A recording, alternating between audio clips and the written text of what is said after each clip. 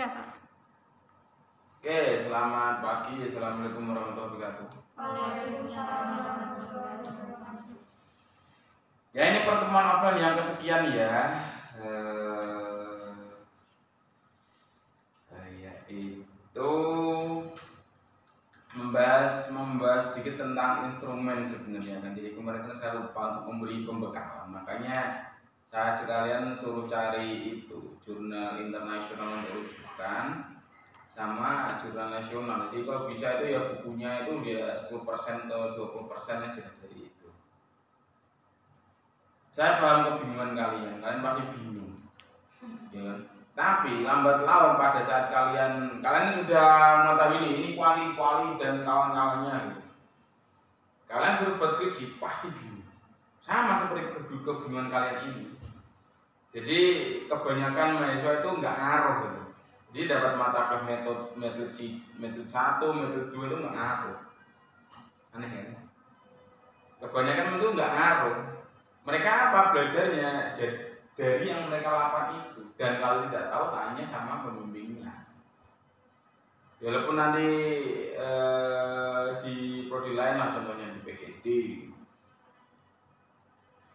dapat metode 2 ada mata kuliah PTK. Kalau kita kan enggak kan 1, 2 kan, sana ada mata kuliah PTK, ada mata kuliah metode 1, metode 2. Jadi lebih banyak metode penelitiannya, tapi ya sama, mereka belajarnya itu ya pada saat pembuatan skripsi.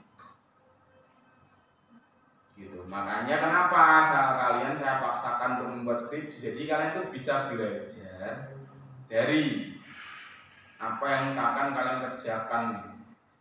Jadi sudah tidak usum saya harus menjelaskan kuantitatif itu apa. Kan kemarin kan ya sudah ada cara itu kan, cara gambar, secara dasar lah ya. Kan sudah kuantitatif, R&D dan lain-lain. Nah, tugas kalian itu mencari apa itu kuantitatif, dipahami, setelah diimplementasikan di kalian. Saya tidak memaksa untuk mengetahui kalian semua kan, makanya sekalian saya suruh pilih salah satu untuk dipelajari dan dijadikan draft skripsi kalian besok kan gitu. Draft gitu maksudnya tuh kan. Jadi ya kalau bisa ya bentuk, tapi kan ya draft saja. Ya enggak draft sampai bab 4 juga enggak apa-apa, sampai bab 5 sampai daftar isi enggak apa-apa. Gitu kan. Bab 3 saya bingung Pak, iya, saya juga paling ngambil dari skripsi yang sudah itu. Enggak apa-apa, maksudnya gini. Ngambil tapi nggak sekedar ngambil. Kalau file skripsinya pasti kan ada instrumennya di belakang. Nah, bab 3 itu berkaitan dengan metode. Itu berkaitan, walaupun dia metode tapi berkaitan dengan instrumen juga. Udah tahu contoh instrumennya? Nah, ini dipotong di lagi.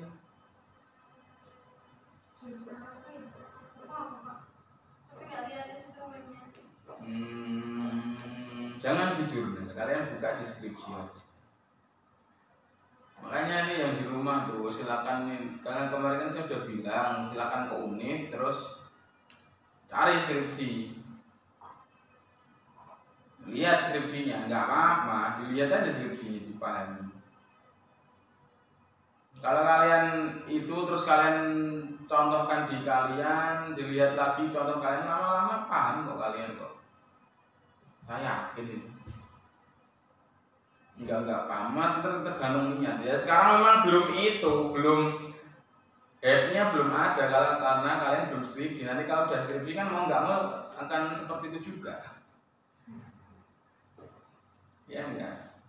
Ini kalau nggak daring enak, maksudnya kan di sini kita bisa sharing setiap minggu ketemu kan gitu kan enak kan. Tapi kalau daring kan ya gimana lagi. Jadi gitu. Mungkin hype-nya kalian itu anggap saja itu skripsi yang kalian besok itu akan kalian ajukan ke dosen pembimbing kalian. Jadi saya itu kan lagi ya tujuan saya besok kalau kalian disuruh untuk membuat judul kalian itu sebenarnya sudah bagus kan. Yang kemarin yang logis itu saya logiskan aja di mana tuh? Di GC ya? Iya. suruh cari judul yang aneh-aneh, judul yang standar pasti akan saya suruh ubah. Atau yang sudah banyak itu saya akan suruh ubah. Nah, dengan judul-judul kalian tuh yang lumayan lah, maksudnya di kalangan apa? Orang-orang PLB itu termasuk lumayan, yang mau belajar penelitian ya itu udah lumayan. Nah, paling nanti kalau kalian ketemu bimbing dan kalian ajukan kalian punya kalian itu pasti akan dipoles dikit aja, nggak banyak-banyak. Nah, kalau dipoles dikit, kan sudah ada bahannya. Oke, besok pemulas proposal. Kalian bisa besok itu pemulas proposal itu bisa. Karena apa? Kalian sudah buat gitu kan. Langsung kumpul terus. Oh ya sudah, instrumen ke validator. Ada instrumennya langsung ke validator ya kan. Dari validator balik. Setelah itu penelitian. Ya sudah tinggal penelitian aja, tuliskan di bab 4 kalian juga bahan bab 4 yang sudah nulis kan. Besok itu tinggal nulis kan dan bab 5 selesai. Rasa susu skripsi sensasi banget ya. Jadi kalian di sini awal-awal ini memang sulitnya, tapi nanti enaknya itu ya nanti. Di PGSD kemarin saya suruh buat sampai bab 3 sih, nggak sampai ke akhir karena itu kan saya mata kuliahnya PTK ya. Saya suruh sampai bab 3. Nah, yang kena PTK dengan judul yang saya pastikan itu rata-rata lolos. Dengan judul yang saya arahkan itu rata-rata kalau PTK-nya oke, masuk. Kalau di PGC kan yang menentukan judul kan tim. Kalau kita kan sesuai apa? Kali ide kalian aja. Kalian punya ide apa ya udah itu. Nah, mereka bersyukur tuh yang sudah selesai proposal dengan saya, jadi sudah selesai. Baru sampai begitu udah jadi. Tinggal itu ngolah sedikit, kan tergantung orangnya ya, bisa terpeserta ya. Tinggal ngolah dikit, terus instrumen saya juga sudah suruh buat instrumen kan. Tinggal revisi instrumen saja, langsung ngasihkan saja. Setelah itu penelitian cepat-cepat yang judulnya PTK yang lolos ya. Yang kalau ya sudah bukan tangan saya, kan saya ngajarnya PTK. Jadi rata-rata yang PTK sudah pada lulus yang kemarin udah cepat-cepat ini. Saya ampun. Kalau kalian di sana itu kan banyak tumpukan yang warna kuning lah ya, hijau itu kan semua PTK semua. Bab 1 sampai bab 3 sampai proposal selesai sampai ke instrumen penelitian. Udah jadi. Enak. Makanya kalian tuh sebenarnya saya enakan, maksudnya biar bisa lulus lebih cepat ya kan. Kalian membuat ini ya memang susah, ya nggak ada yang mudah. Kalian kan enak, maksudnya kan kalian nggak usah konsultasi ke saya. Jadi kalian nggak tahu lah, yang penting kalian ketik aja kan gitu. Ketik aja tahu, paham, yang penting dipahami aja. Jadi kalau pas susah-susah besok tuh pas skripsian karena saya nggak apa-apa. Ini kan nggak offline kan itu, jadinya kan malas sekali. Tuh tujuannya gitu, tapi kan ini tergantung kalian, effortnya kan gitu kan.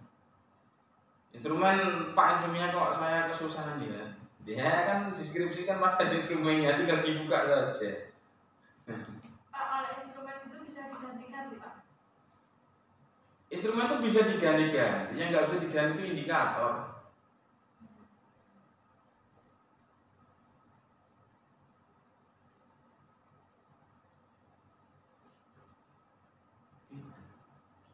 Instrumen kan disesuaikan dengan kalian kan.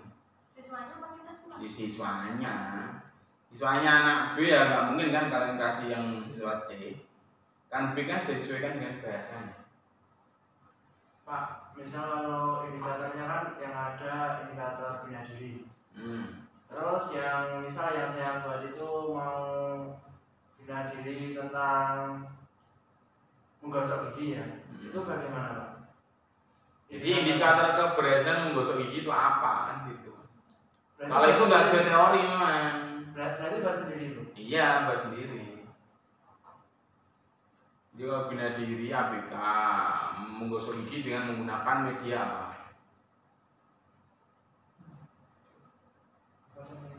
Nah, biasanya kan medianya itu gitu kan, atau metodenya itu. Ya metodenya itu aja yang kalian cari kan, terus menggosok gigi sebelum apa? Kan kemarin kan sebelum menggunakan media itu kan seperti apa tuh jelaskan. Nah setelah itu menggunakan media itu. Tergantung kamu kan kalau itu menggunakan kualitatif bukan menggunakan kuantitatif kan. Iya. Kalau kualitatif apa yang kamu itu? Gitu. Melalui pengamatan. Jadi kalian sederhana aja. Jangan yang sampai yang saya jelasin kemarin 5 variabel, 4 variabel nggak usah. Yang sederhana saja. Ini cuma A, X, Y, udah itu aja. Iya kan? Terus apa model pembelajaran apa itu? Talking stick untuk meningkatkan baca pemahaman anak disabilitas umum. Selesai. Baca pemahaman indikatornya apa? Ini buat instrumennya. Siswa ini. Terus pertanyaan kedua, terus indikator yang kedua. Siswa ini. Indikator yang ketiga ini. Selesai indikator jadi. Setelah itu, kalau yang kualitatif diuji validitas. Kalian bisa searching cara melakukan uji validitas menggunakan SPSS, ada di internet, gak usah bingung. Ada lagi uji reliabilitas, cara menganalisis uji reliabilitas instrumen, kan ada langkah-langkahnya. Sambil ada cara mengambil kesimpulannya juga ada, jadi nggak usah bingung apa yang kalian bingung. Contoh bab 3 wakil bab telu, contoh aja kan, contoh. Jangan cuma contoh tapi dipahami juga gitu kan. Dipahami. Nah, instrumen jadi bab 4. Kamu lihat bab 4. Bab 4. Nah, ini aja lah daripada kalian pusing mikir bab 4 gitu ya. Bab 4-nya itu kalian coba baca bab 4 dari orang lain.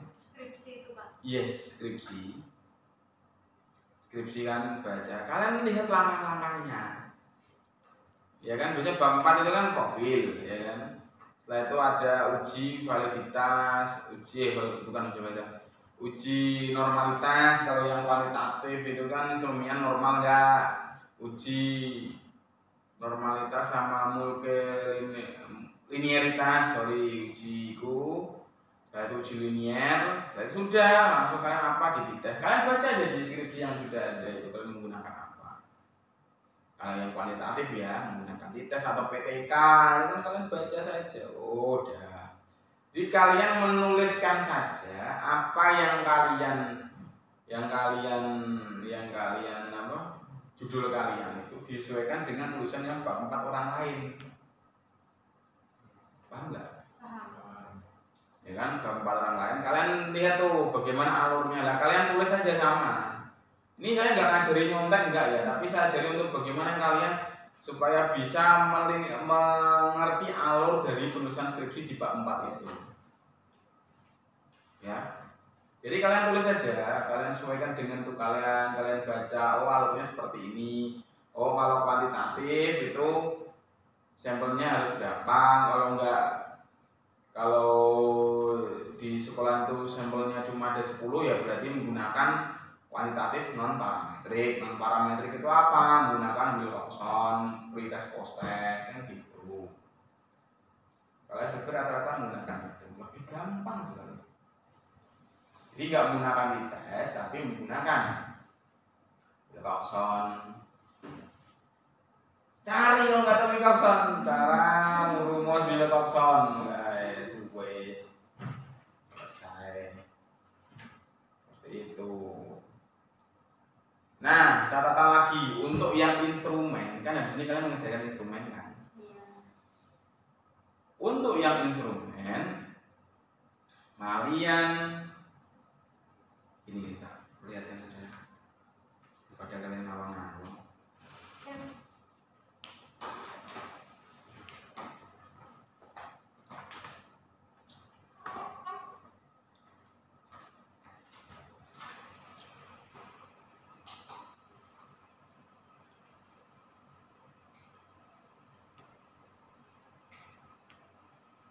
Seneng bikin sirah tuh ya. Oh, Seneng kopi pahitan apa? malah sama main apa? Arabica loh. Wah, sip itu. Seneng loh. Suka. Baru tadi mana? Baru tadi mana? Mana bos? Itu ya mas. Tapi kalau dikasih gula mah nggak anu pak. Gak enak Arabica. Ya robusta ya. Robusta ya kadang seneng sengan. Nah, nek robusta aku dodol malah. Iya ora, Mbak? Mau dikasih sampelnya? Ya boleh. Ngewangi wong tua kan giling di ini rumah. Pengen kopi itu pak. Pakai kopi. Digiling di ngewangi wong tua. Saya mana ya?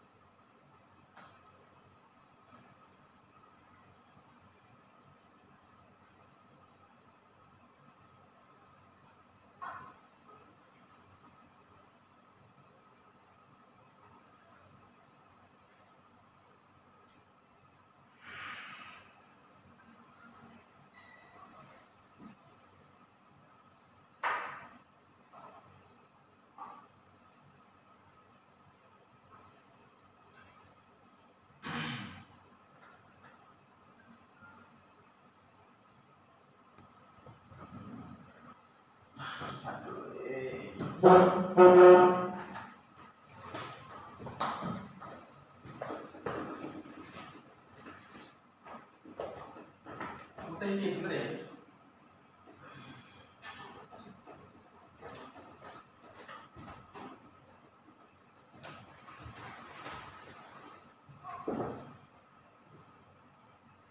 Ini kalau nek dosen-dosen UB ya nak duduk ini ada OB datang, Pak mau teh, kopi atau air putih?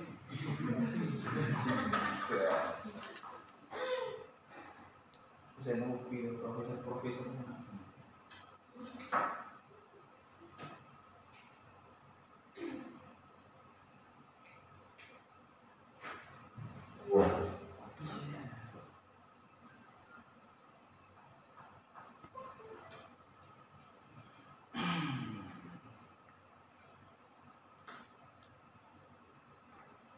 Nah saya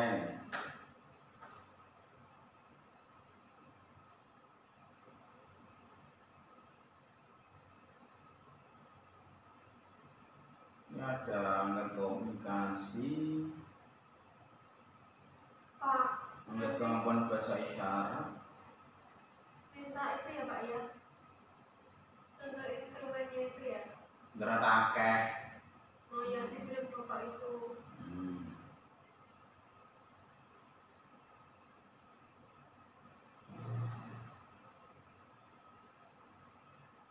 Reseptif.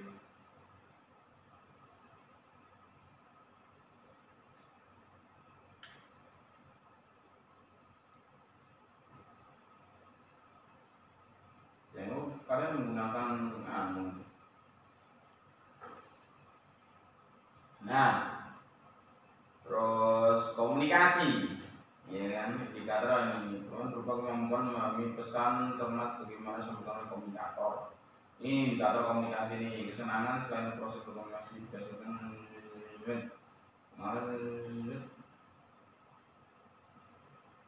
indikatornya ini mata kuliah.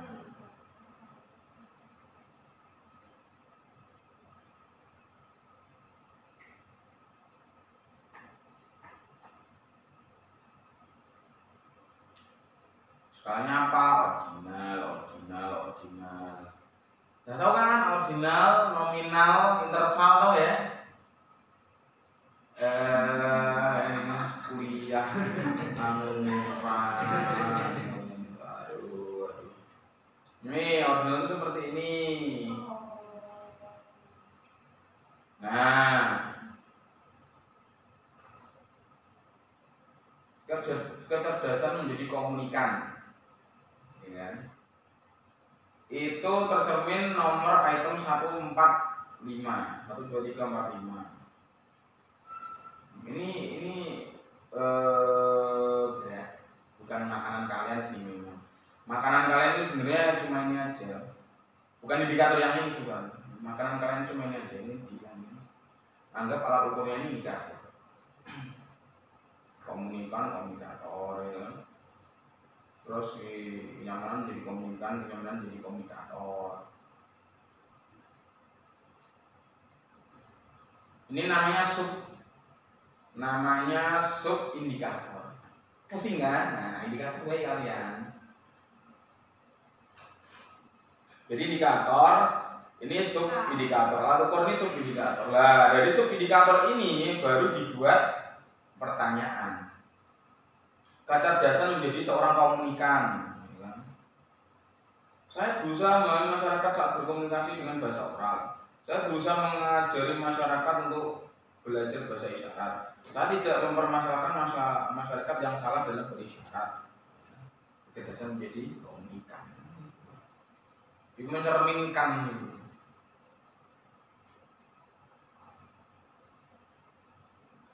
Saya akan memperjelas isyarat saat berkomunikasi dengan orang normal. Jika masih tidak paham bahasa, saya menggunakan kontal. Saya menghormati orang yang tidak bisa bahasa isyarat dengan bahasa oral. Saya berusaha membuat masyarakat tidak menganggap batasan antara normal dan tuli. Yang isi siapa? Yang isi tuli. Makanya bahasanya itu diarahkan ke bahasa yang anak tuli.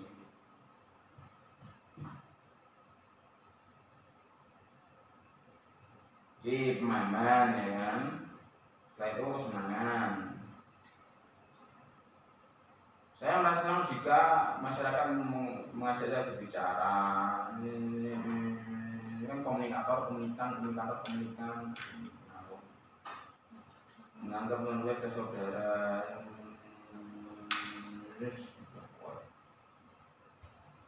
Tak kayak contoh sing kualitatif.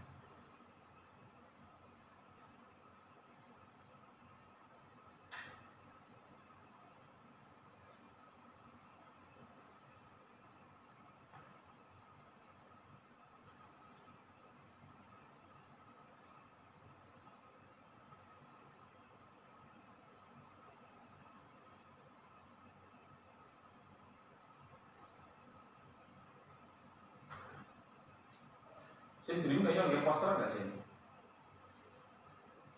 Nggak bisa. Ya bisa.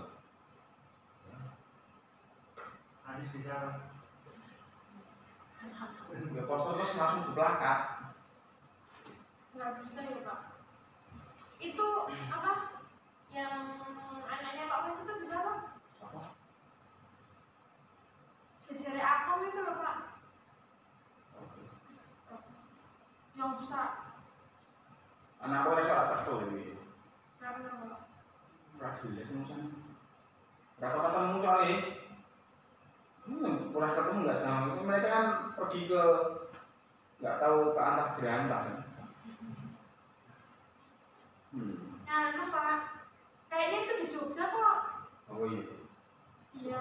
Kenapa bahasa kok? PCS itu ada. Di sini apa? Itu bisa itu Pak. Oh iya.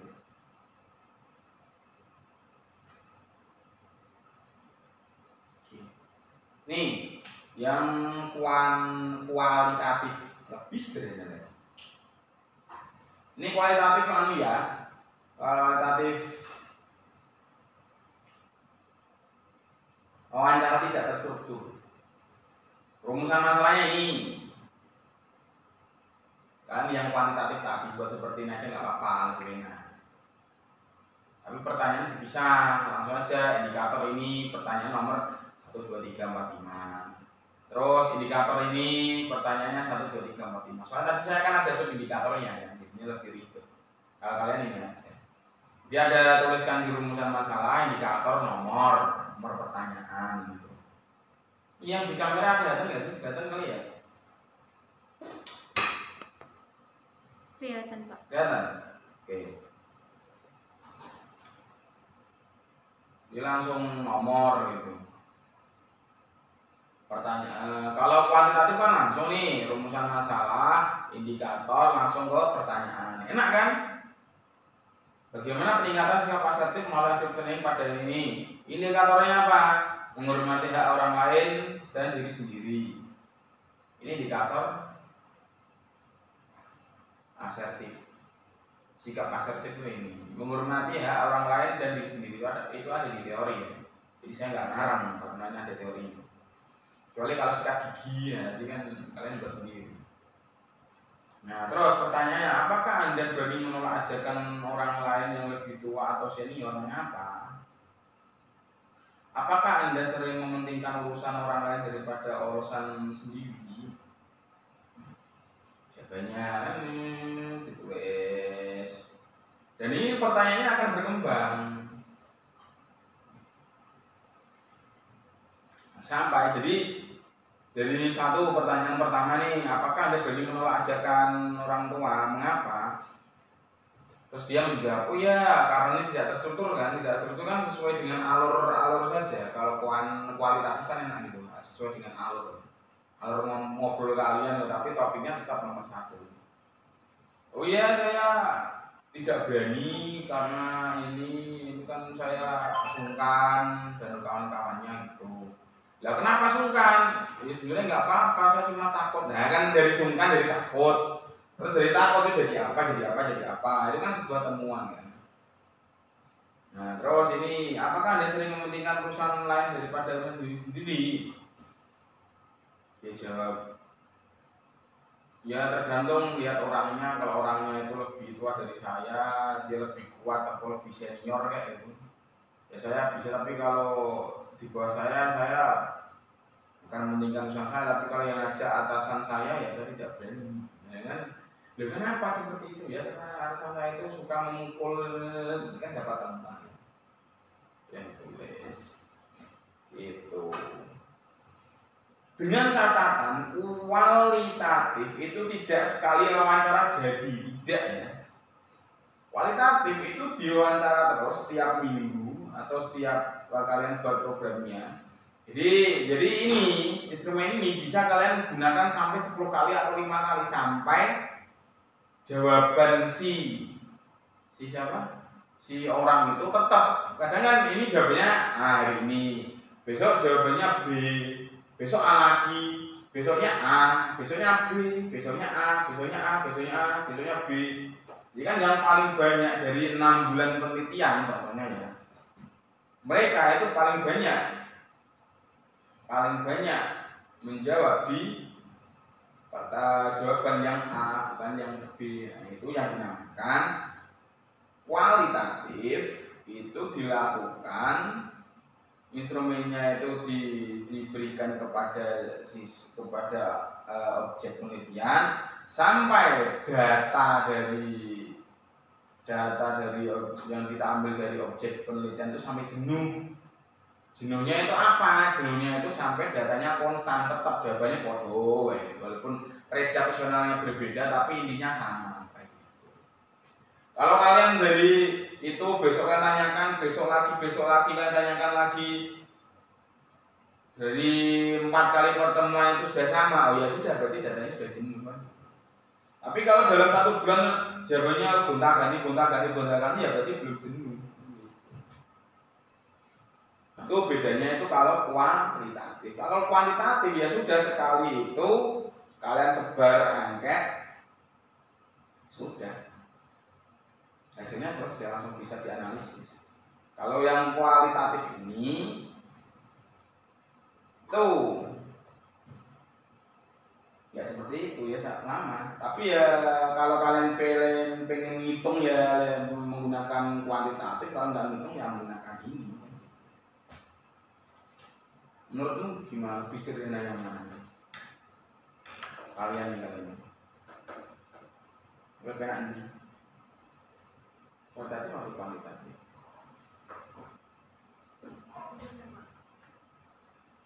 Nah, uji validitas. Kalau kualitatif, ini kan uji validitas kan ahli. Jadi kalian menggunakan instrumen ini tadi.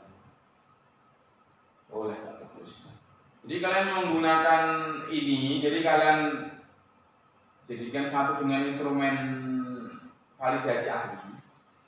Jadi contohnya yang ahli dalam bidang komunikasi di PLB itu siapa? Oh, Bu Putri gitu kan. Nah, kalian langsung aja ke Bu Putri, Bu, bisa minta tolong untuk divalidasi ini apa yang kurang dari pertanyaan atau dari apa gitu. Oh ini yang kurang, ini nanti tambahkan ini. Oh sudah selesai, ya berarti instrumen kalian sudah tervalidasi ahli. Ya satu aja, cukup untuk kalian. Tapi kalau yang kuantitatif validasinya itu menggunakan uji validitas dan uji reliabilitas. Uji validitas itu valid dan tidaknya pertanyaan. Kalau reliabilitas itu keajekan dalam pertanyaan. Konstan pertanyaan kalian itu konstan atau tidak, itu kan bisa diuji. Oleh apa? Melalui kalian sudah nyebar angket, nyebar ini loh, ini kalian.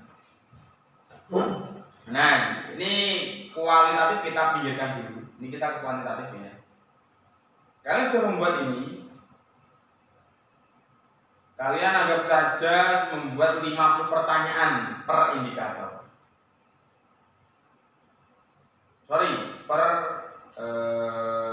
variabel. Jadi variabel kan ada 5 indikator tuh. Jadi setiap indikator itu ada 10 pertanyaan. Jadi kalian menyediakan 50 pertanyaan. Tetapi yang kalian pakai nantinya itu cuma di 40 pertanyaan. Itu ya. Kalian sebar. Oke, ke siswa yang karakteristiknya mirip tetapi berbeda tempat. Contoh, kamu mau menyebar angket di SLBB tempatmu. Kelas 6 ada 10 siswa. Ya kan? Tapi di SLBB yang lain itu juga sama, ada 10 siswa dengan karakteristik yang sama. Ya sudah, kamu uji validasinya di SLB yang berbeda. Setelah selesai, ada jawabannya. Nah, itu kalian hitung, masukkan ke rumus validitas, uji validitas. Masukkan ke SPSS, keluar. Oh, yang valid itu ada 45 soal. Yang 5 soal itu dinyatakan tidak valid dengan koefisiensi di bawah 0,5. Ada nanti di SPSS. Harusnya kamu sudah dikasih tahu itu.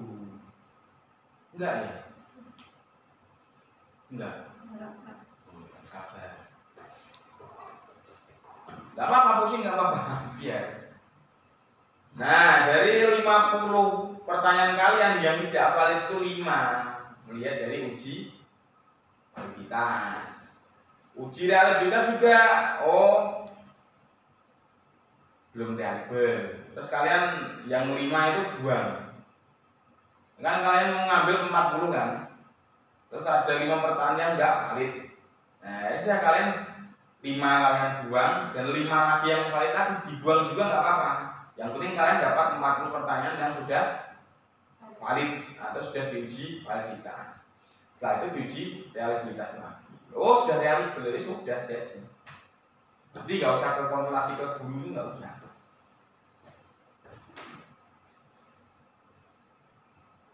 Bisa mau validasi expert judgment juga bisa, ahli juga bisa. Tapi langsung seperti itu juga nggak apa-apa.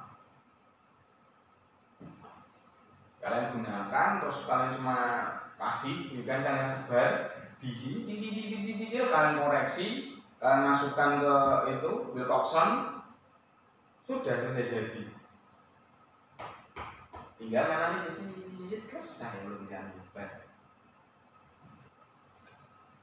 Sebenarnya itu benar sederhana, cuman kalian belum tahu kerangkanya saja, konsepnya belum ada, makanya kalian menganggapnya itu sulit.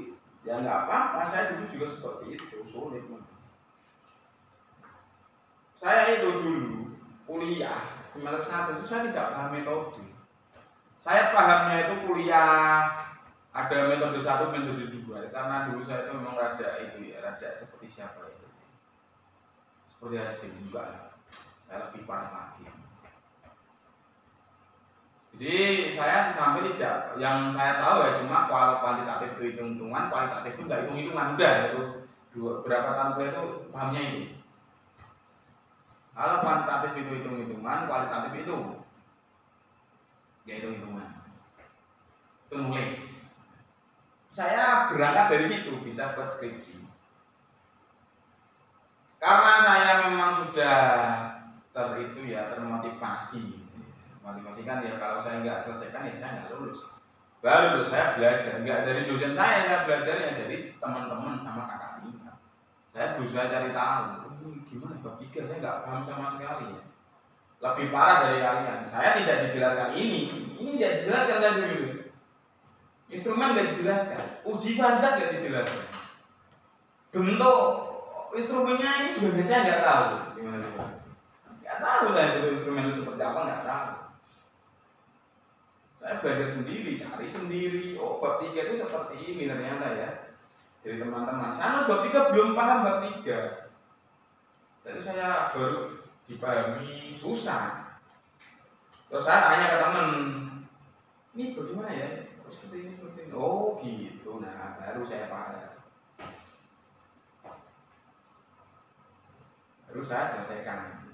Aku udah paham bab 4. Saya ada temen, kita ngobrol. Jadi kalau kalian ngerjain sendiri nggak bakal selesai. Harus ada teman atau orang yang lebih paham. Saya diarahkan, lalu baru